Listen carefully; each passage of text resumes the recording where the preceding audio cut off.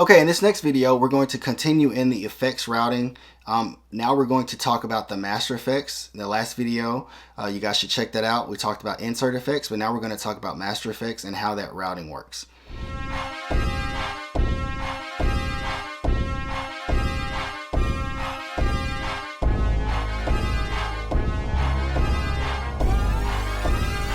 You guys watched the insert effects video. You already know how insert effects routes and how it works.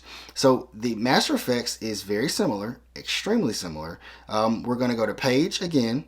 We were here on the main sequencers page, and we are going to push page, and we're going to go to master effects. Okay, so in this menu, we can just determine what we want our master effect to be.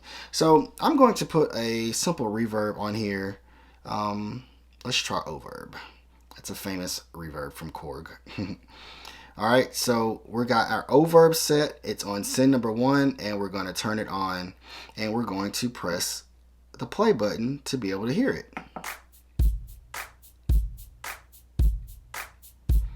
I don't hear any reverb, do you? But there's a very specific reason why we don't hear any. So let's go back to our IFX and let's look at something. Alright, so right now our flanger effect that is on channel 1, I took the chain off from the last video. We just have our drums running through the flanger only. So we are sending this out of the left-right bus, okay? But we want to send a little bit of it out of this send 1. We want to send some of the signal over to that reverb. So let's send a little bit of this signal through the send 1, and let's see what happens. I'm going to play it and turn the knob just a little bit so you can start to hear that reverb introduce.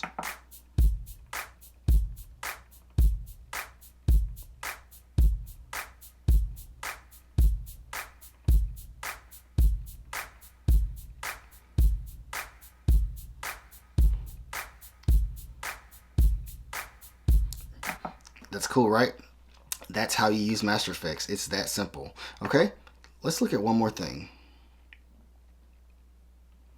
All right, so let's say that you don't want to send the sound through an insert effect first, but you want to send it directly to a master effect. Okay, so let's go back into our insert effect, and we're going to turn this send all the way down to 0. And we're going to change our MIDI routing here for our drums. And we're not going to send it to an I effect first. We're going to send it straight out of the left or right. Okay? So right now, you see it's already got a send level of 127 sending to Master Effects 1. Okay? So instead of sending to the IFX bus first, let's listen to what it sounds like going straight to the left or right, and then we're going to add in some of that reverb as we go.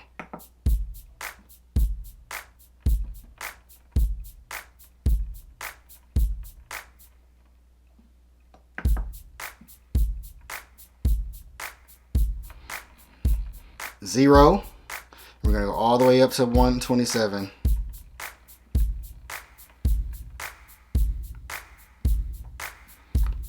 Alright, so if you by chance run out of 12 IFX, you can use your Master Effects as a way to extend them. I mean, everybody does things differently, so you can do that. I'm not sure that I would suggest it, but you can. You would just need to go in and turn the send off on every other effect. To me, the insert effects are more, channel specific, okay? And the master effects would be something that would apply toward almost the entire chain, the entire song.